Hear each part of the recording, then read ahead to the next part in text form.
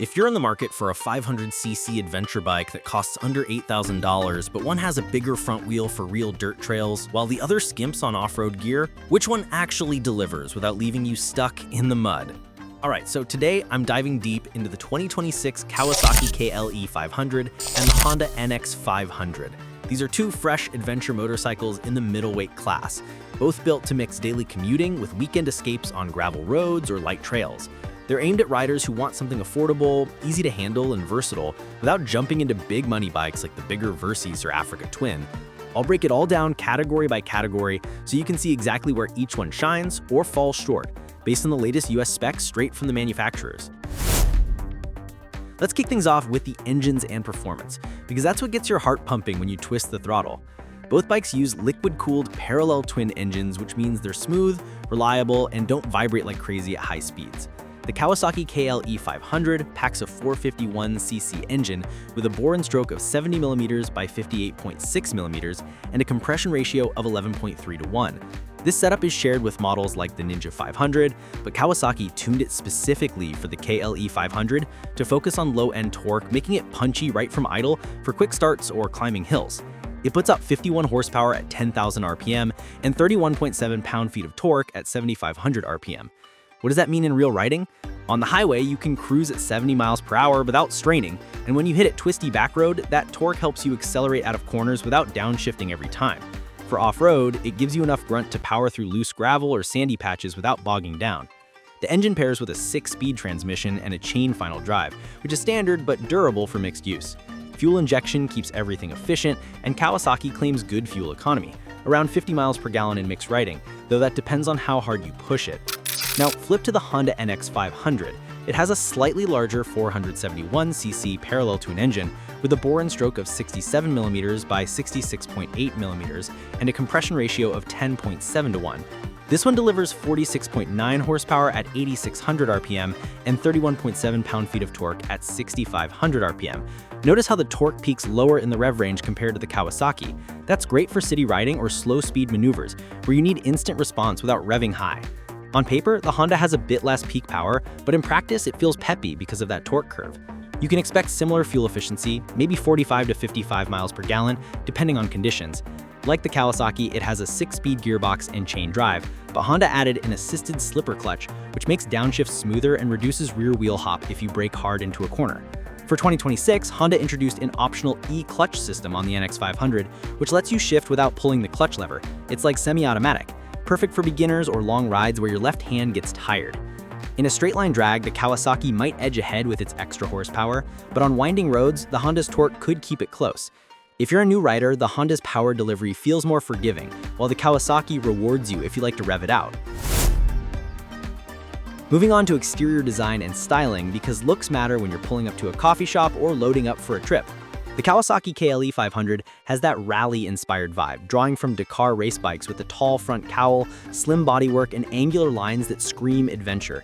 It's got a high-mounted front fender, LED headlights shaped like a beak, and exposed trellis frame that adds a rugged touch.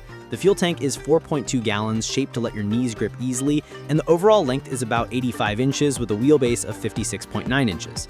Colors for 2026 include metallic matte graphene steel gray with black accents, or on the SE version, metallic matte dark green with ebony. The SE version adds handguards, a taller windscreen, and fog lights for extra protection. This design isn't just for show. The tall stance with 6.8 inches of ground clearance helps it clear rocks or ruts on trails. Imagine riding through a forest path. The slim profile lets you weave between trees without feeling bulky. Compared to older adventure bikes, the KLE500 looks modern but not overdone, like it's ready for real use without being flashy. The Honda NX500 goes for a more compact, street-friendly adventure look. It has adventure styling with an upright windscreen that's adjustable in 2 positions, a sculpted fuel tank holding 4.7 gallons, and LED lights all around for better visibility at night. The bodywork is smoother and more rounded than the Kawasaki, with a shorter beak and integrated passenger grabs that double as tie-down points for luggage. Wheelbase is 56.8 inches, almost identical, but the overall feel is a bit more urban. Colors include pearl white for a clean look, and for 2026, Honda added new graphics and color options like matte black or red accents in some markets, though US sticks to basics. The NX500 has a lower front fender and more enclosed design, which cuts down on mud splash but makes it look less aggressive off-road.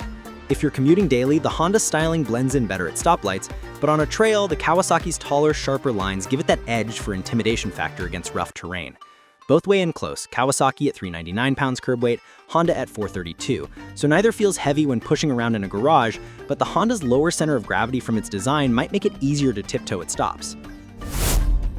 When it comes to ergonomics and the rider's position, basically how it feels when you're sitting on it, both are built for long days in the saddle, but with small tweaks. The Kawasaki KLE500 has a seat height of 33.8 inches, which is tall but manageable for most riders over 5'8". The seat is slim at the front for easy reach to the ground and wider at the back for comfort on long rides. Handlebars are wide and high, giving you an upright posture that's great for scanning traffic or spotting trail obstacles.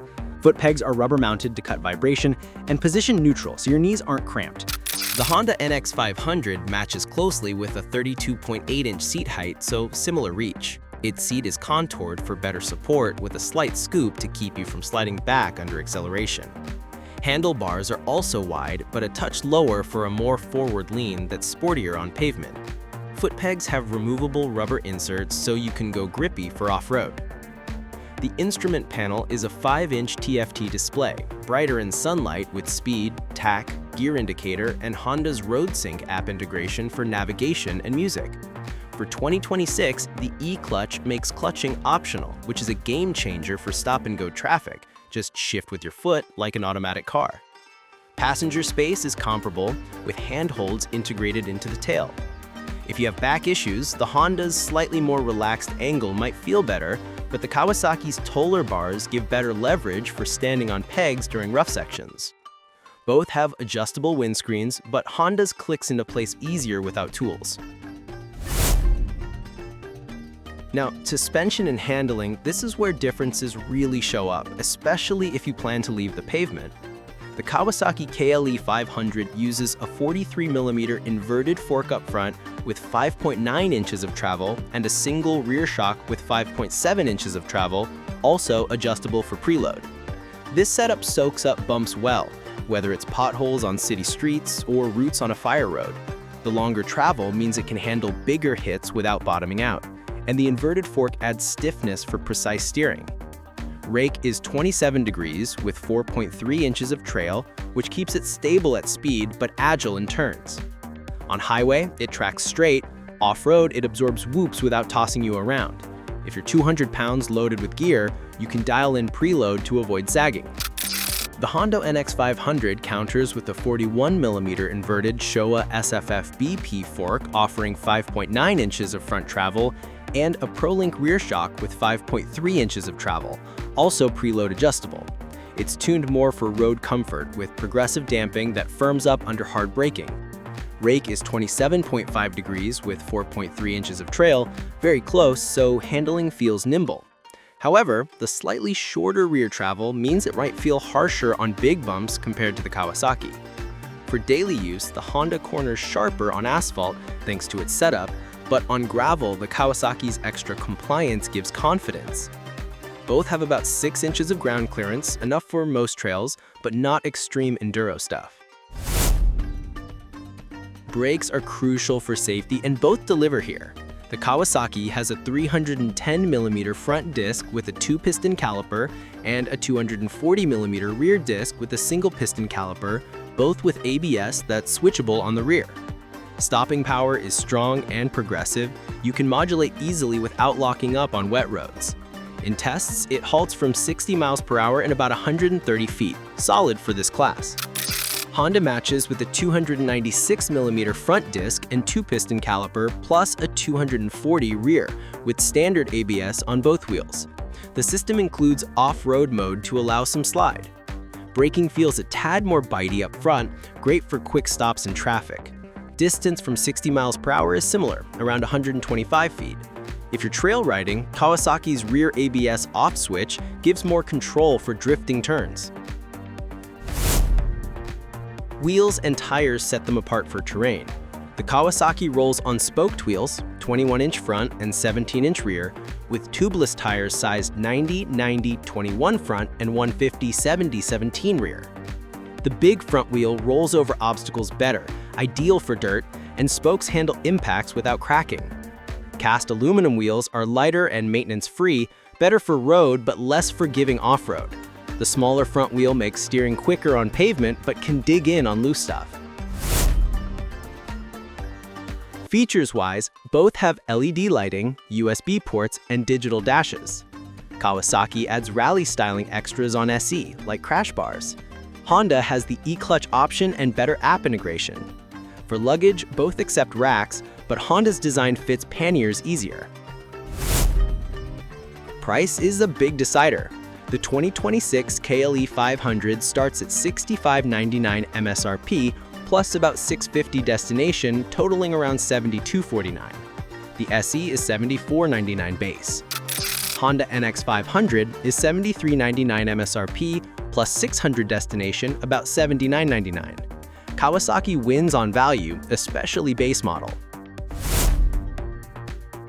In summary, the Kawasaki KLE500 stands out for off-road with its 21-inch wheel, longer suspension, and torque tune, perfect if you want trails. The Honda NX500 excels on-road with smoother power, e-clutch, and urban style, better for commuters. Pick based on your rides. Both are reliable, fun, and under 450 pounds. Subscribe for more bike breakdowns.